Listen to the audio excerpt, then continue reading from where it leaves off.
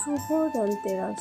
সকলকে ধনতেরাসের শুভেচ্ছা জানিয়ে আজকে দেখাবো আমি ধনতেরাসে কি আমার মা লক্ষ্মীর জন্য কিনে এনেছি। এই দেখো একটা ছোট্ট তামার গ্লাস আমার মা লক্ষ্মীর জন্য, দুটো কাঁসার থালা, থালা দুটো বেশ ভালো হয়েছে, একটু ভারীও আছে। দুটো গ্লাস, দুটো থালা, একটা কমণ্ডলু, এটা আমি জীবমাকে দেবো। একটা ধূপদানিটাও দেখো কত সুন্দর কিউট করা।